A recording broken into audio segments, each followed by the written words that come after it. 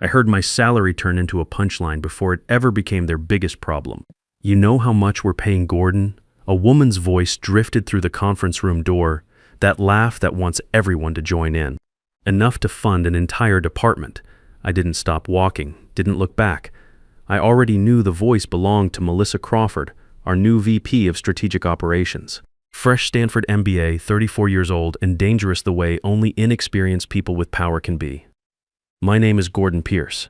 I'm 55 and I've been at Pinnacle Financial Group here in Dallas for 15 years. Before that, I spent 8 years in the Army Corps of Engineers.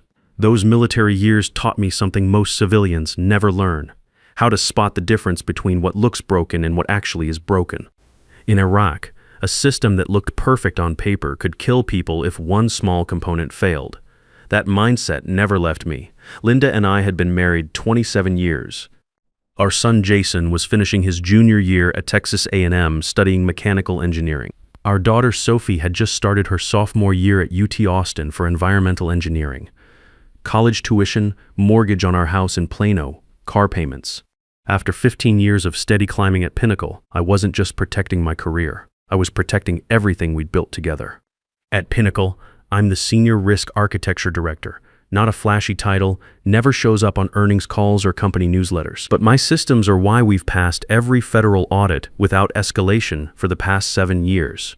My frameworks are why our biggest institutional clients, pension funds managing $47 billion in combined assets, trust our risk reporting without question. None of that fits neatly on a PowerPoint slide about cost optimization. Inside that conference room, I could hear papers shuffling, numbers being thrown around. Just raw salary figures stripped of everything they protect. My $195,200 compensation package, base salary plus performance bonuses, tied to audit outcomes and client retention. No mention of the regulatory framework that keeps us compliant across 12 states. No mention of the $18 million in potential fines I'd helped us avoid just last quarter. Just a number meant to shock. When I first joined Pinnacle 15 years ago, it was still founder-led by 2 former Goldman guys who'd started the firm in 1987. Decisions were discussed, not declared. Systems were built with redundancies, with human judgment layered over automation.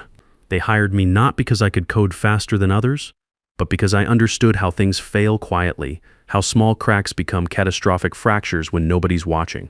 That culture didn't survive the growth. The founders sold out to Blackstone Equity Partners 3 years ago for $2.8 billion. New executives rotated in every 18 months, each one bringing their own optimization initiatives. Melissa arrived 6 months ago with her efficiency charts and digital transformation roadmaps. She speaks in buzzwords that sound intelligent until you realize they're just shields against understanding what actually keeps this place running. Digital transformation, lean operations, resource reallocation, legacy system modernization, words designed to make complexity sound simple. The question started innocently enough during our monthly risk committee meetings. She'd lean forward with that practiced MBA intensity and ask things like, "Gordon, are these legacy controls still necessary? Couldn't this compliance monitoring be automated with modern AI systems? What's the ROI on manual oversight in today's regulatory environment?" I answered carefully, briefly, and I documented everything in my weekly reports, because when people start calling you too expensive, they're not questioning your value. They've already decided the outcome. They're just building the paperwork to justify it. What Melissa didn't understand, what none of the new leadership understood yet, was that my salary wasn't just compensation. It was insurance against the kind of systematic failure that could crater a firm overnight. And my role wasn't just a job description on an org chart. It was a load-bearing beam in a structure that most people couldn't see. My dad worked the oil rigs in East Texas for 32 years. Started as a roughneck, worked his way up to drilling supervisor. He understood something these MBA types never will. That experience isn't just knowledge. It's wisdom earned through mistakes you can't learn from textbooks. "Son," he used to tell me, "anybody can read a manual. But when that manual doesn't cover what's happening right now, that's when you find out who really knows the job."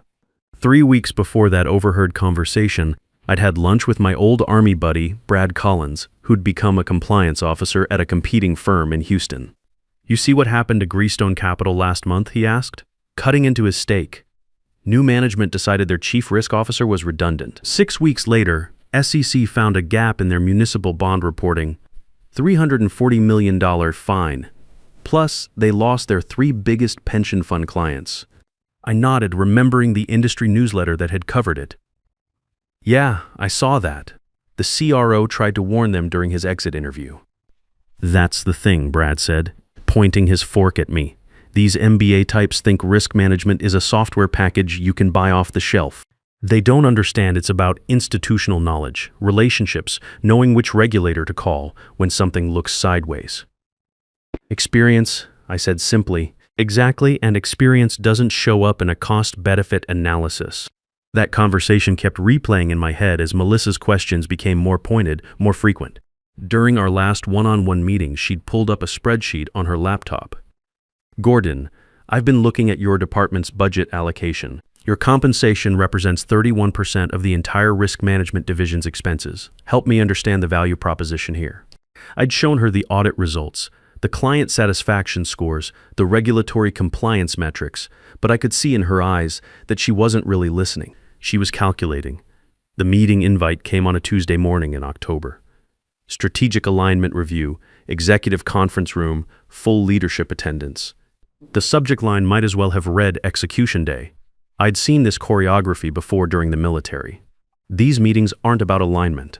They're about getting enough people in the room to make a unilateral decision feel collective. The night before the meeting, I sat in my home office in Plano, updating my resume for the first time in 15 years. Through the window, I could see Jason's car in the driveway, home from College Station for the weekend. Linda was in the kitchen, probably grading papers from her middle school math classes. I pulled out my employment contract and read through the fine print again, paying special attention to Section 12.3, Continuity Assurance Provisions. Language that had been added during the private equity acquisition when the new owners realized how much institutional knowledge was concentrated in key roles. As I read, I smiled for the first time in weeks. Sometimes the best preparation is simply knowing what you're walking into. The clause was written in dense legal language, but the core was simple. If my position was eliminated through restructuring without proper transition protocols, specifically 180 days notice and board approval, it would trigger immediate acceleration of all deferred compensation. Not just my salary, but performance bonuses from the past 3 years, equity adjustments tied to firm valuation, plus penalty provisions designed to protect client relationships. My lawyer, Rachel Adams, had negotiated this during the Blackstone acquisition. Gordon, she'd said at the time, private equity firms love to optimize people costs. This clause ensures they can't just eliminate institutional knowledge overnight without consequences. I'd thought it was overkill then. Now I was grateful for her foresight. I took my usual seat in the executive conference room, same chair I'd occupied for years. Same view of the 75-inch Samsung display. Same quiet awareness that most of the confidence in this room rested on systems nobody could explain anymore. The room filled up quickly. Anthony Rodriguez, our COO, looking uncomfortable in his pressed shirt. Patricia Wells, general counsel, already reviewing documents on her iPad. 3 board observers from Blackstone, including the sharp-eyed woman who'd been asking pointed questions during our quarterly reviews. Melissa stood at the front, laptop connected, remote control in hand. She'd clearly rehearsed this moment. Her navy blazer was pressed, her blonde hair pulled back in what Linda called her serious business look. She smiled the way people do when they think they've already won. "Good morning, everyone. Thank you for making time for this strategic alignment session." Her voice carried that confident tone they teach in business school presentations. As we head into Q4, it's critical that we examine our resource allocation with fresh eyes. She clicked to the first slide. Operational excellence through strategic right-sizing. Buzzword bingo, I thought. In the Army, we'd have called this death by PowerPoint. Today's discussion focuses on legacy operational structures that may no longer align with our growth trajectory. Another click. A pie chart appeared showing departmental expenses. Risk management represents 23% of our operational overhead, significantly above industry benchmarks. I felt the room's energy shift slightly. People were starting to understand where this was headed. "Now, I want to be clear," Melissa continued, her voice taking on that carefully modulated tone executives use when they're about to drop bad news. "This isn't about individual performance. Gordon Pierce has been a valued contributor to Pinnacle's success." Past tense, there it was. She clicked again. "However, Modern risk management has evolved. Regulatory technology platforms can now handle compliance monitoring with 99.7% accuracy. Artificial intelligence can flag potential issues faster than human analysis. The question becomes, are we optimizing our human capital allocation? From my peripheral vision, I caught Anthony Rodriguez shifting in his seat. Patricia Wells's pen had stopped moving across her legal pad. Let me be specific about the opportunity here. Another slide appeared, Phase 3, Legacy System Sunset, Risk Architecture Oversight. Estimated annual savings, $225,000, no name on the slide, just the function, but I felt the room lean away from me. Executives avoiding eye contact, legal pretending to study their notes, HR clicking their pen like a nervous tick. The Blackstone observer, a thin man with silver hair, spoke up. Melissa, what's the transition timeline for this optimization? Excellent question, Richard. She clicked to a Gantt chart. We're proposing a 90-day knowledge transfer period with full transition to automated systems by year-end. This allows us to capture institutional knowledge while moving toward a more scalable model.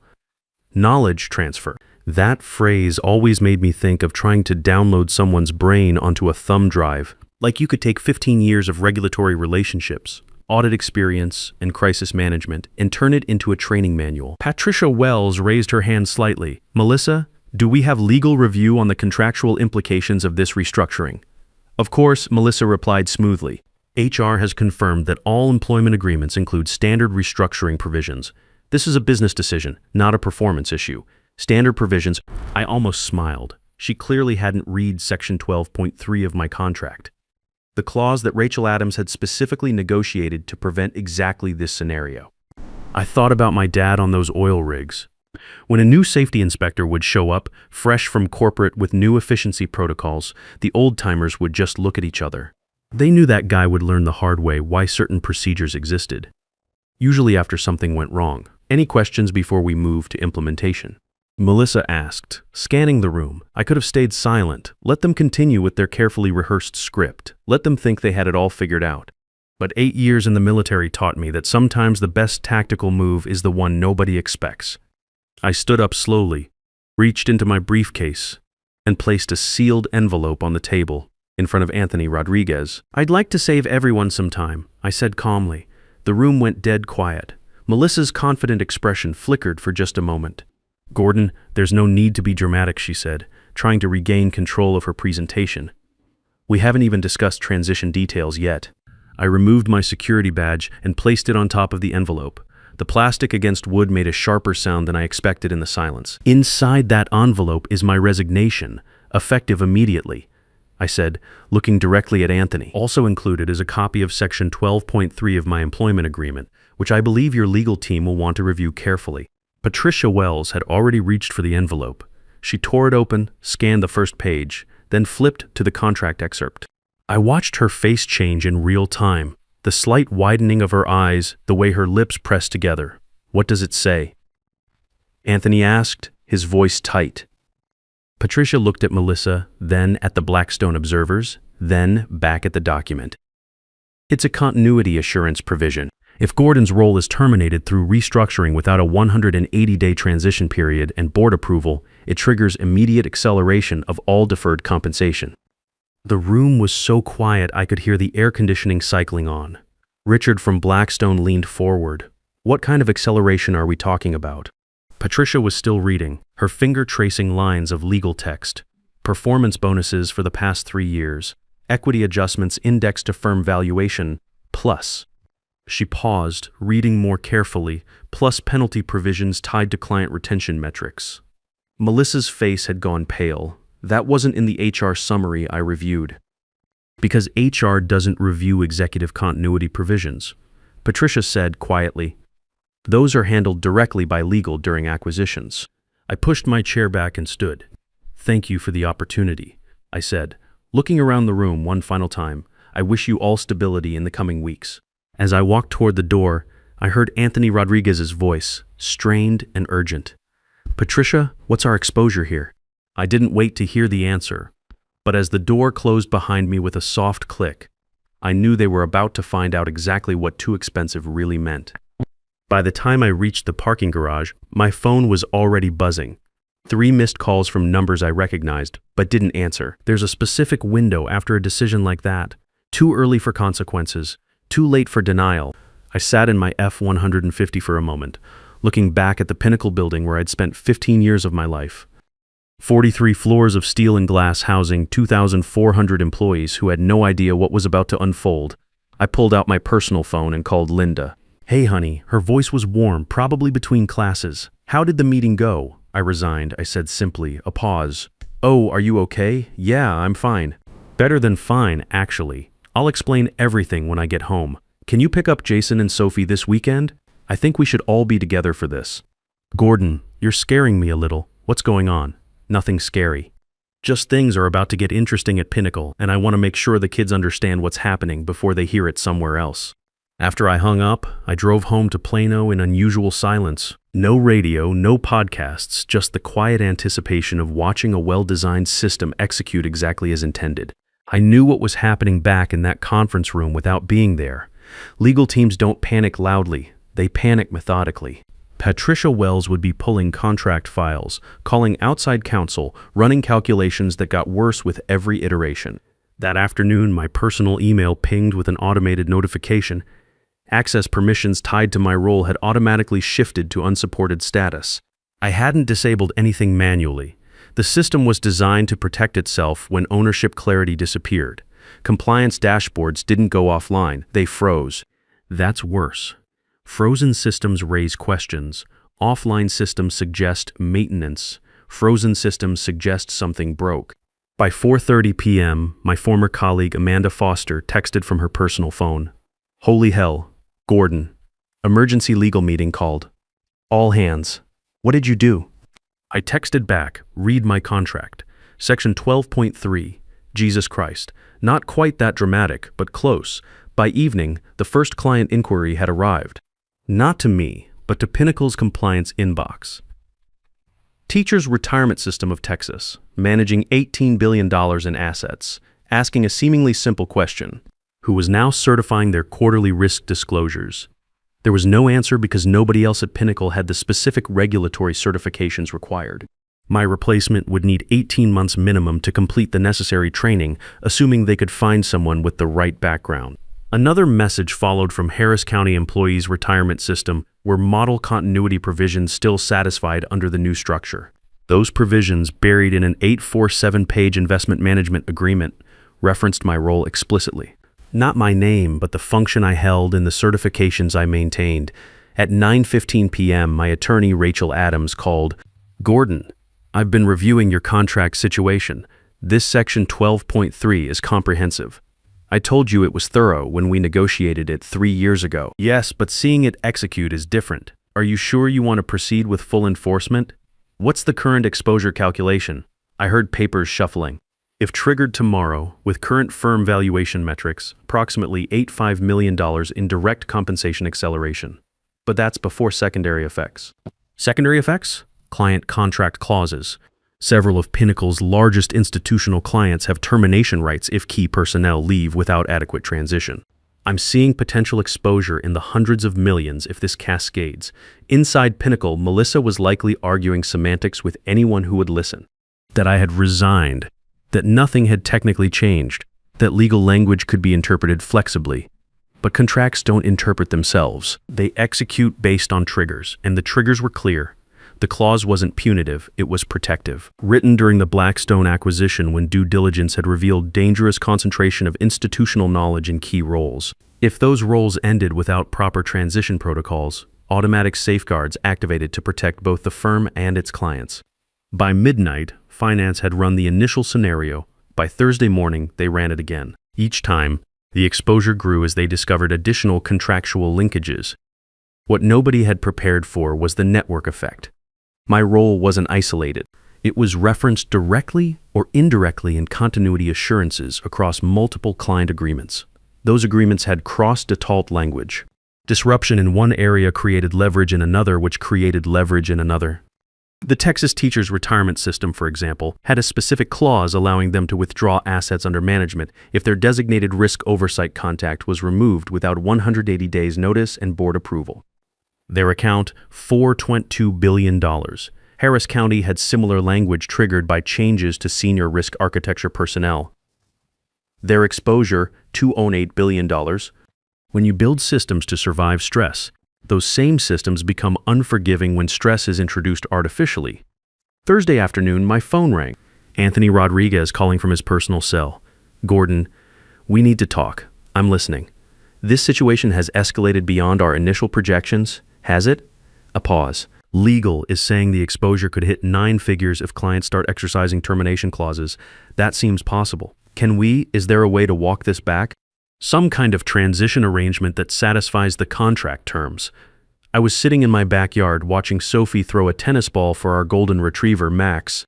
Normal Thursday afternoon in suburbia, while downtown Dallas was probably in full crisis mode. Anthony, the contract is pretty specific. Once triggered, it resolves through execution or escalation. There's no pause button. What would resolution look like? Full execution of all acceleration clauses plus penalties plus whatever client churn occurs. Rachel can send you the calculations, another long pause, and escalation. Litigation, which would freeze all client accounts pending resolution, trigger additional default clauses, and probably result in SEC involvement since it would affect public pension assets. Gordon, his voice sounded tired. How did we miss this? That was the question I'd been waiting for. You didn't miss it, Anthony. You ignored it. There's a difference. After I hung up, Sophie jogged over from the yard. Dad, who keeps calling, you look stressed. Work stuff, sweetheart. Nothing for you to worry about. Are we going to be okay financially? I looked at my daughter, 19 years old, smart enough to know that sudden unemployment usually meant belt-tightening. Smart enough to worry about her tuition. We're going to be more than okay, I said. In fact, I think this might be the best thing that's happened to our family in years. She looked puzzled but nodded.